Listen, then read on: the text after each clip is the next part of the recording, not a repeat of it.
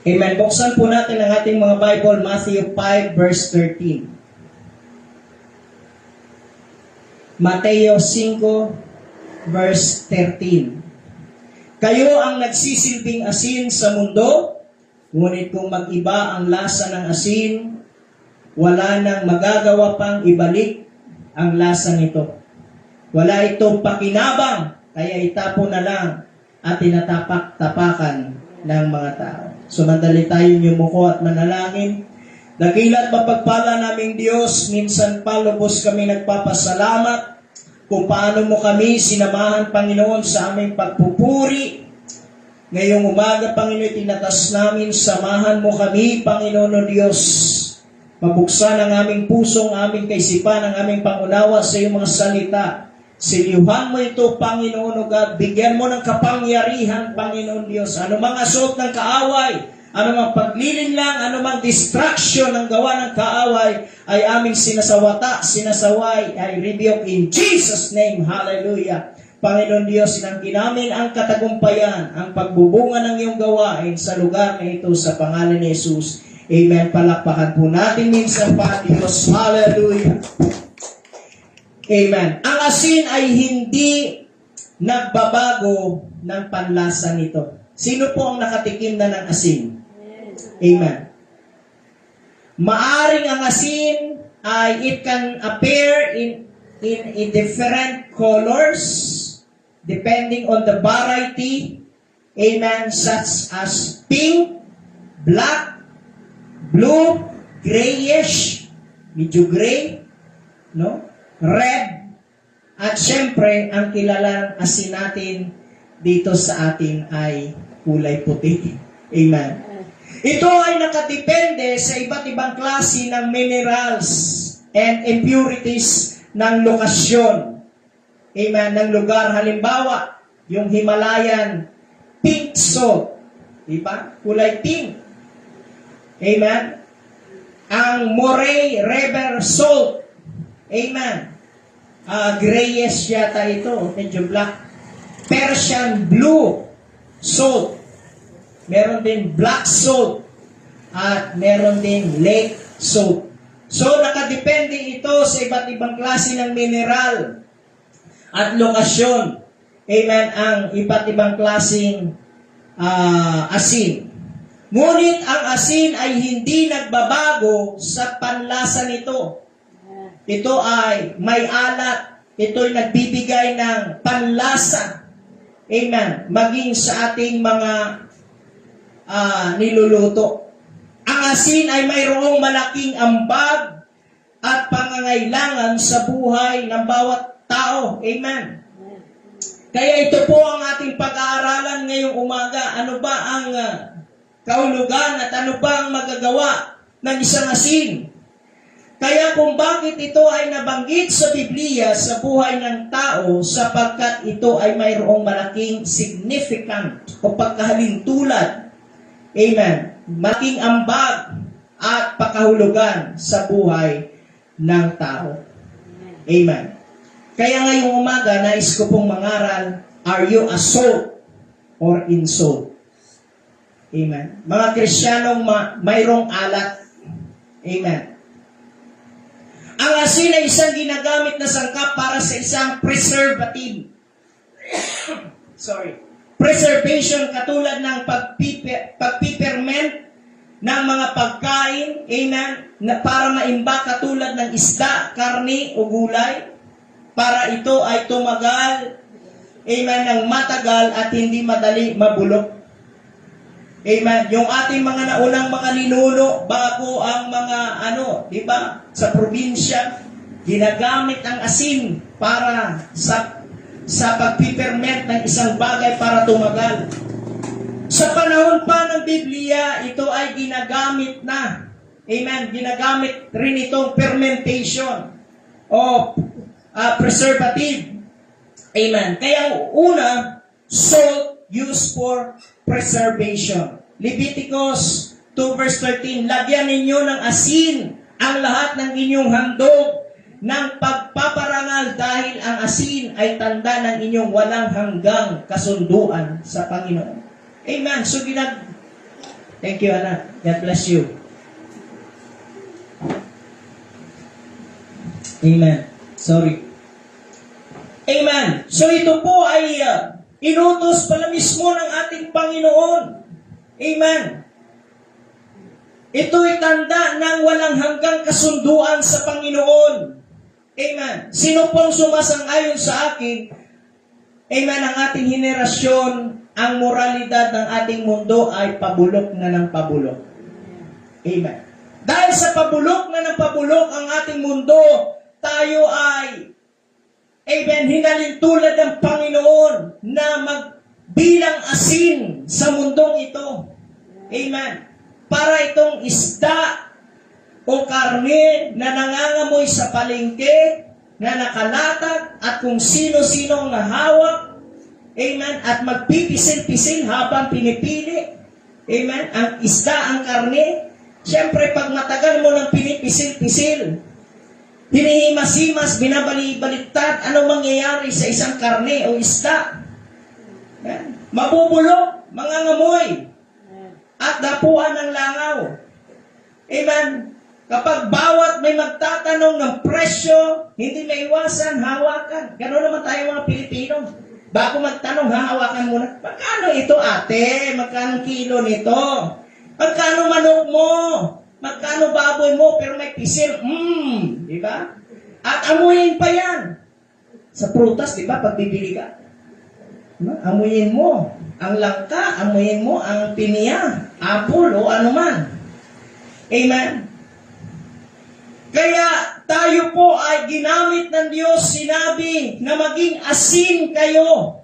Amen. Sa mundong ito, sapagkat ang mundo nating ginagalawan, lalo na sa panahon natin ngayon, ay pabulok na ng pabulok.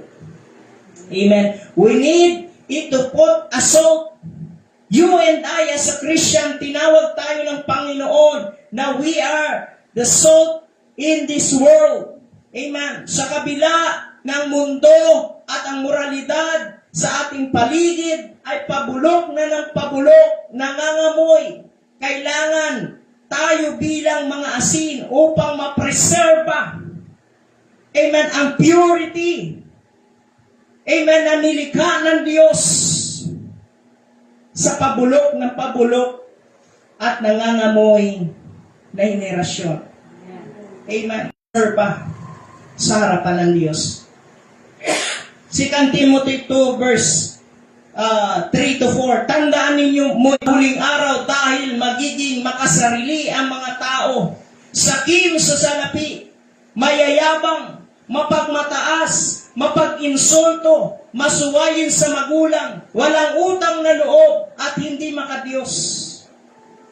Ayaw nilang makipagkasundo sa kaaway, malupit, walang awa, mapanira sa kapwa, walang pagpipigil sa kanilang sarili, galit sa anumang mabuti, hindi lang iyon, mga taksil, mapusok, mapagmataas, mahilig sa kalayawan, sa halip na maibigin sa Diyos. Ito po ang mundo natin, pabulok na pabulok ang sistema. Amen. Kaya ito po ang sinasabi ng ating Panginoon na ikaw at ako na nakakilala sa ating Panginoon ay dapat maging isang asin sa mundong ito. Amen. Upang mapanatili ang alat at ang kadalisayan ng nilikha ng Diyos. Amen. Palapakan po natin ang Diyos. Hallelujah! Alam niyo ba, mga kapatid, ang salitang asin? Amen. E-S-I-N ay mayroong malalim na kaalaman ito. Amen. Merong intellectual sense ito. Kapag inalis mo ang letrang E, A, sa asin, ano na lang ang matitira? Salitang sin. Amen. Kaya ang salitang sin, ibig sabihin, amen, kapag ang isang Kristiyano ay wala ng alat, alat, sa mundong ito, ay prone siya sa sin. Amen. Ang salitang asin, Ulitin natin. A. S-I-N.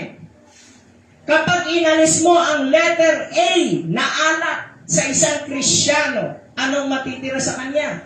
Sin. Amen. Kaya kung wala ng alat ang isang Kristiyano, siya ay mababalot ng sin. Amen. Ibig sabihin, amen, mga kapatid, ikaw ay prone sa isang sin, kasalanan. Madali siyang mahulog, matangay ng kasalanan. Kaya ang tanong, ikaw ba ay mayroon pang alat? Amen. Suriin natin ang ating sarili. Mayroon ka pa bang alat? Amen. O ikaw ba ay nabubulok na at pinipisil-pisil ka na ng mundong ito? Amen. Salt maintains its integrity in the midst of pollution. Pinapatili ng asin ang integridad nito sa gitna ng makapolyusyong mundo. Amen. Kaya ang tanong ulit, tatanungin ko, may alat ka pa ba, Kristiyano? Amen. Pangalawa, salt used for seasoning. Ginagamit itong panlasa sa ating pagkain. Colossus 4:6, ang inyong pananalita nawa ay laging mayroong biyaya, mayroong panlasa, magkalasang asin, upang malaman ninyo kung paano dapat sumagot sa bawat tao.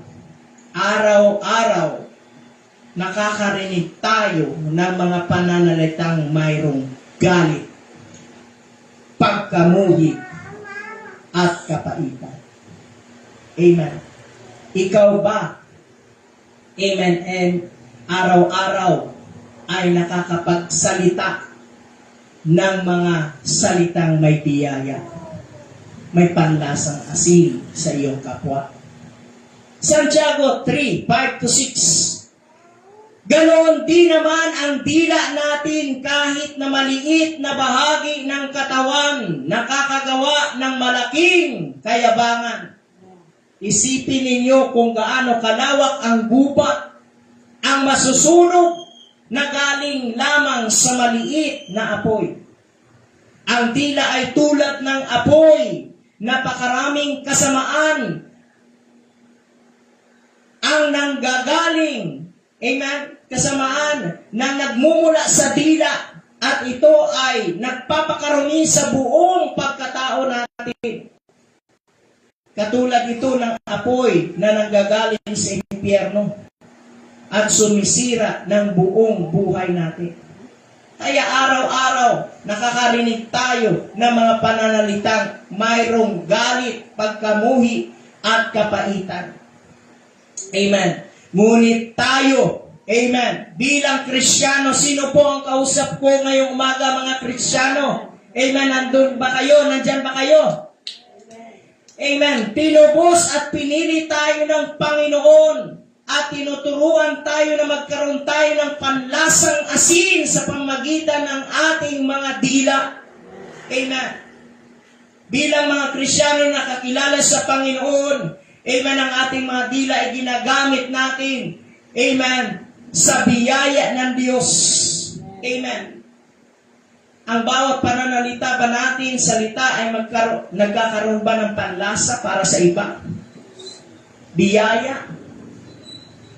Amen. Nagkakaroon ba tayo ng salt o ng iinsult? Yung ating pananalita. Amen. We must speak with grace. Amen. With salt, not insult. Amen. Colossus 4:6, ang inyong pananalita nawa ay laging mayroong biyaya. Amen. Na magkalasang asin upang malaman ninyo kung paano dapat sumagot sa bawat tao. Amen. Kaya nga may sinasabi na, kung batuhin ka ng tinapay, batuhin mo ng, kung binato ka ng bato, batuhin mo ng tinapay. Ang tinapay, biyaya yun. Ang bato na ibabato sa iyo ng mundong ito, masakit, panlalait, pangalipusta. Diba? Di makapagpigil.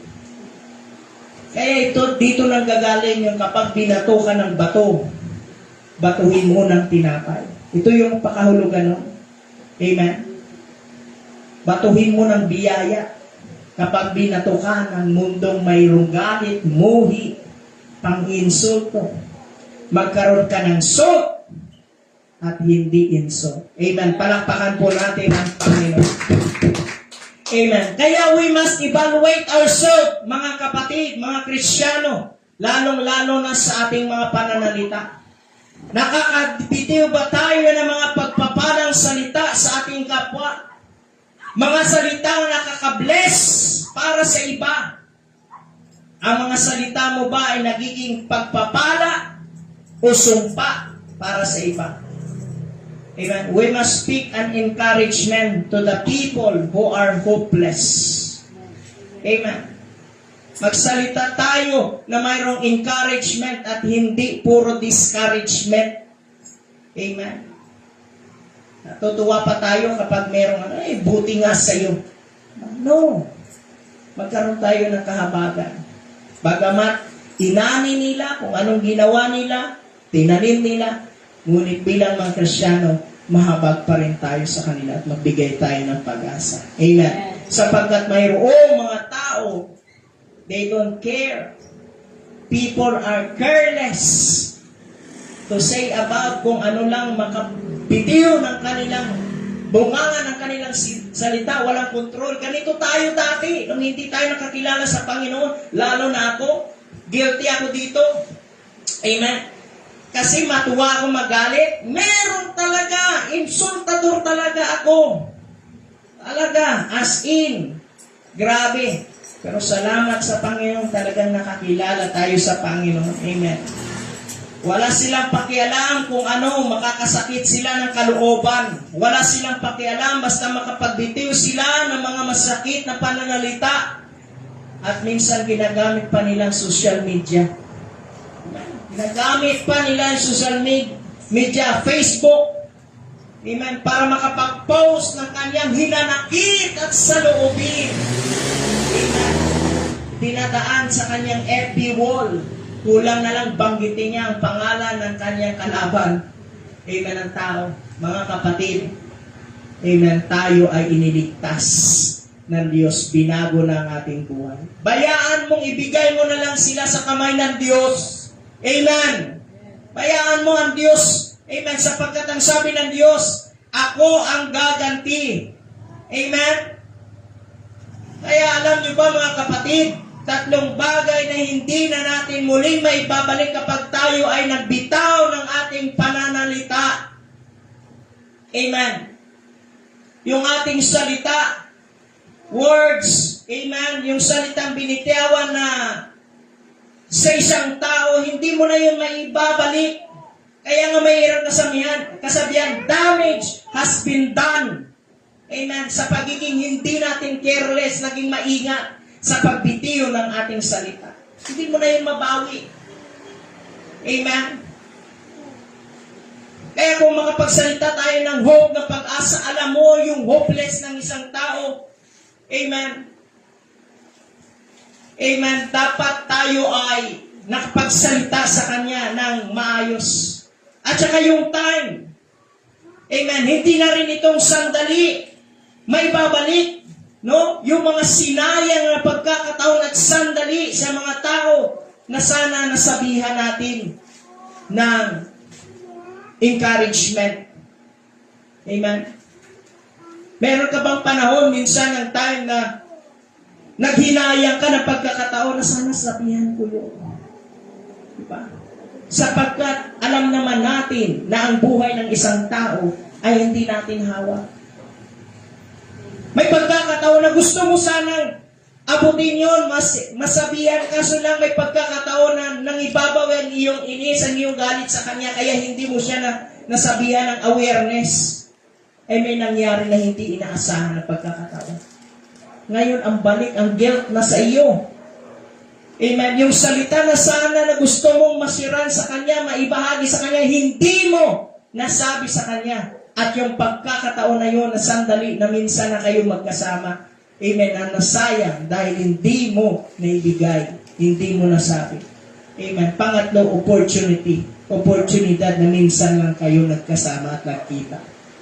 Na sana naginayang ka.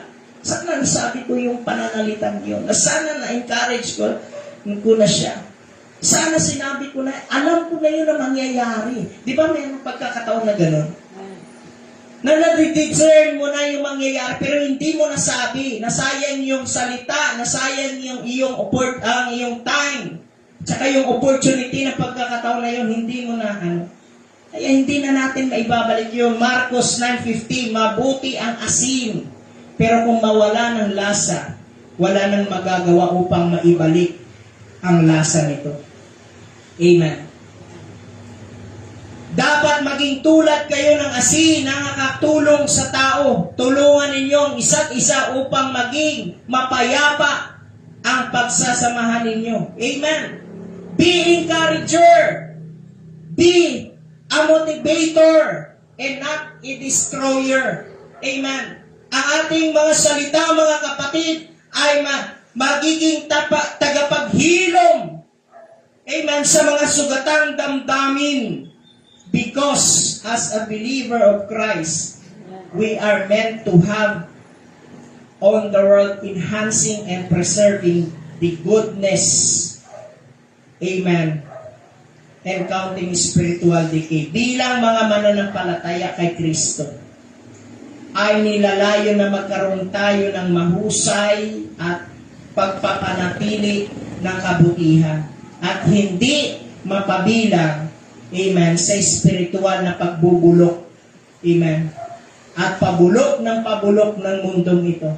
Ang daladala natin ay spiritual influence. Dapat tayo ay maka-influensya, amen, na makapagbabago ng kanilang buhay. Pangatlo at kauli-ulihan, ang asin ay kumakapit. Amen. Ang asin ay nangangahulugan ng isang preservation at purity.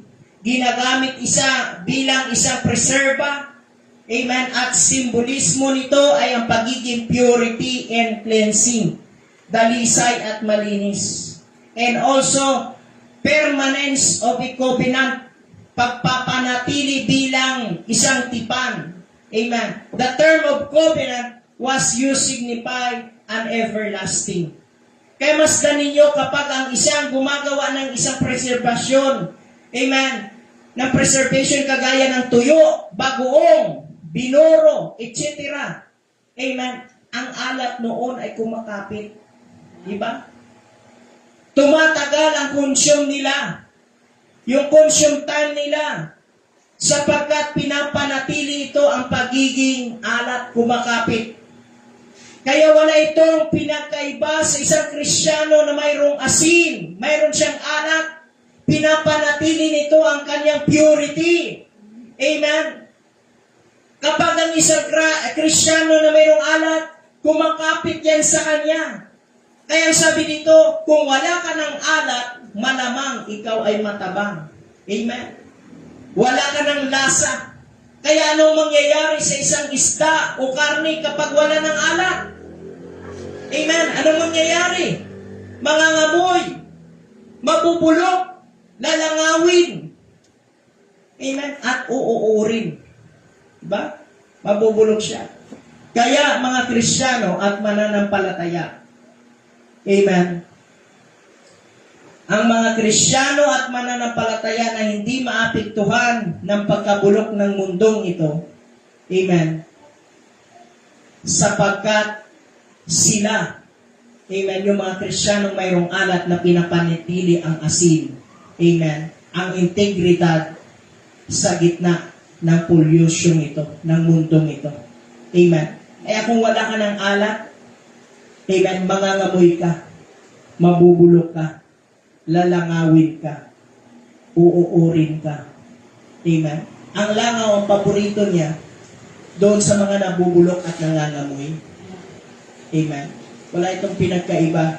Amen. Sa isang kalan na madalas lulutuan, di ba pag nagluluto, natatapon, Amen.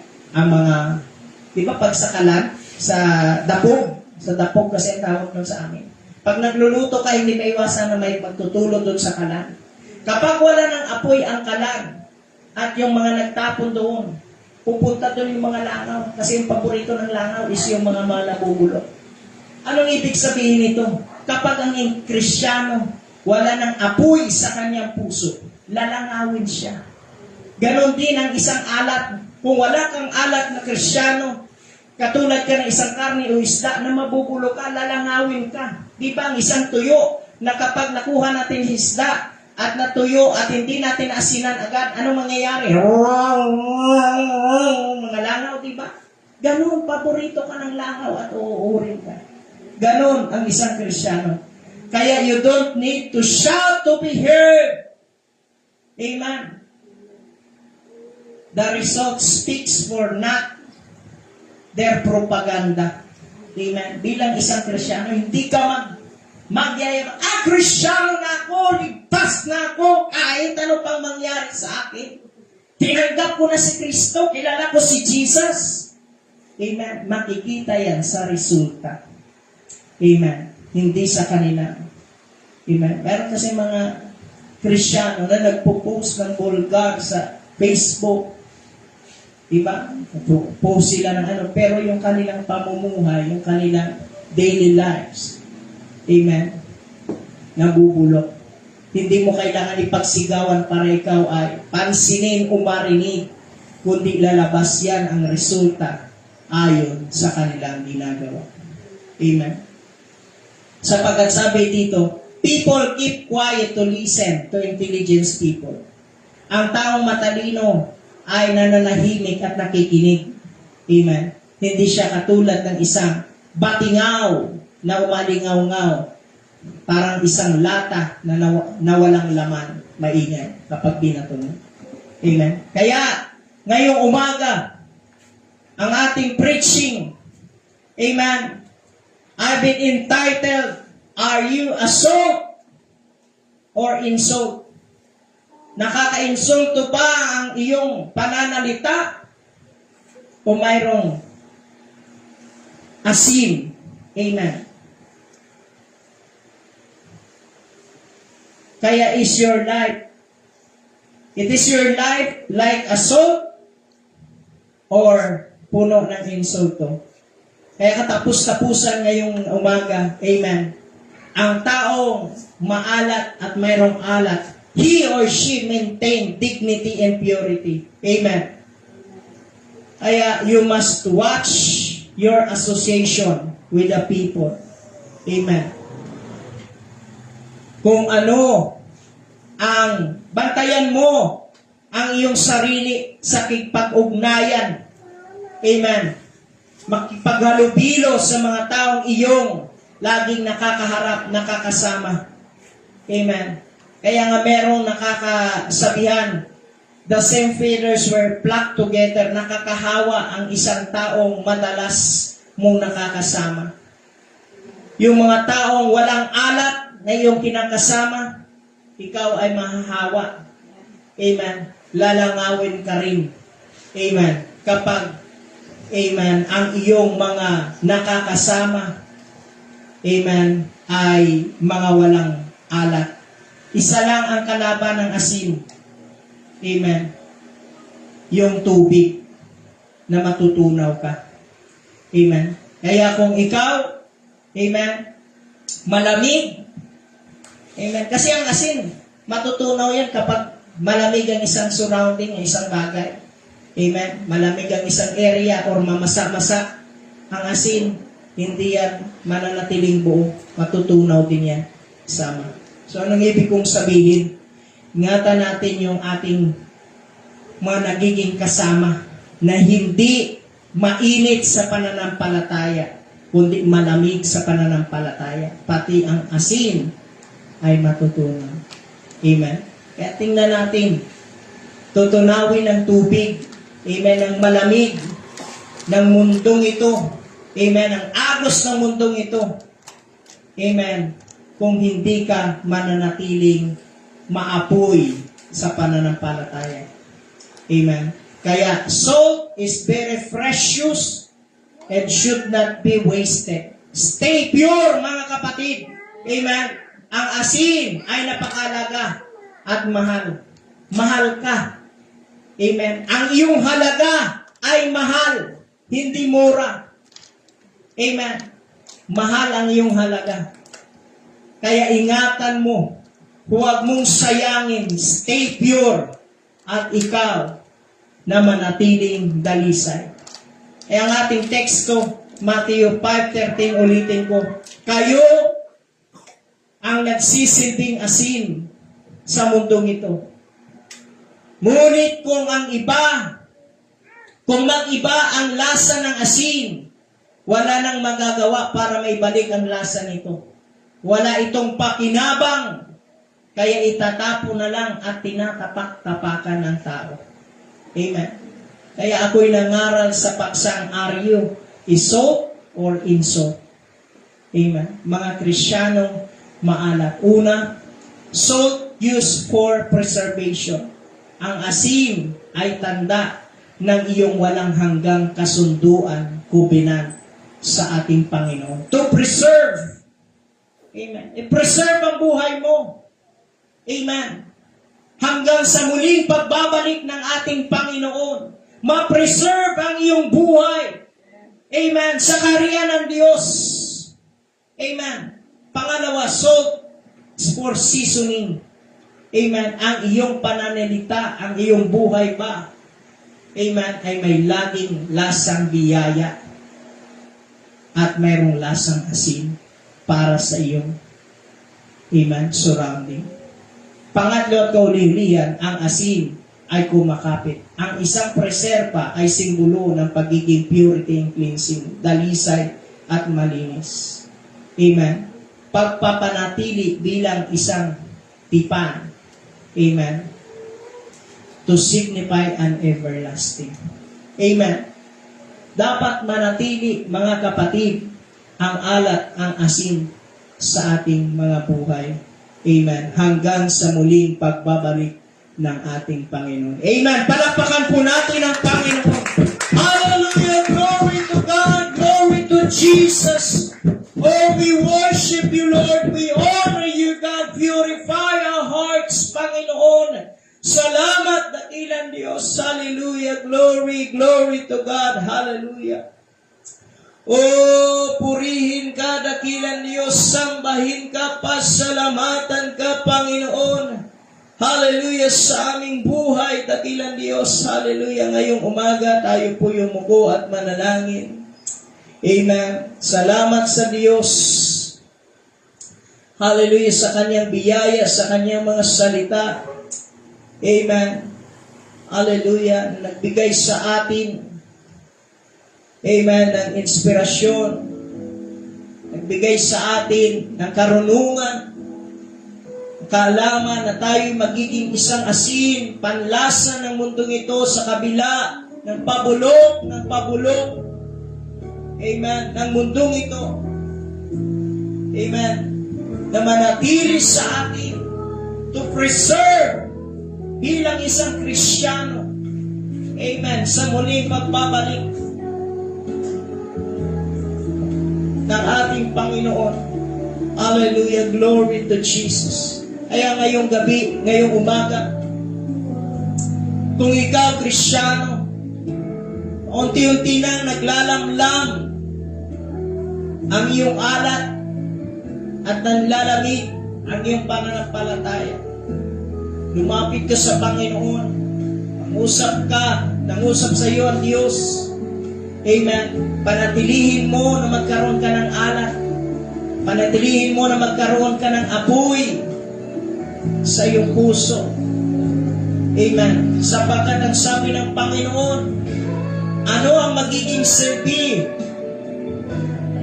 Amen. Kung mawalan ng alat ang iyong buhay. Ito itatapo na lang at tapak-tapakan ng tao. Amen. Kung wala na tayong asin.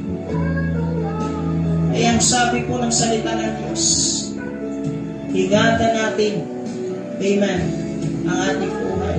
Hindi ko alam ngayong umaga, nangusap sa iyo ang Diyos, kung meron kang idulog sa Diyos, amen, binubuksan po natin ang altar, lumapit ka sa Panginoon, dumulog ka sa Diyos, hallelujah, hingin mo sa Panginoon ulit, amen, panumbalik yung iyong alat at yung first love sa Panginoon. Bukas pong altar, lumapit po tayo, amen, hingin natin sa Diyos, oh, hallelujah, glory to God, glory to Jesus. Oh, dakilang Diyos, hallelujah. Oh God, walang ibang tao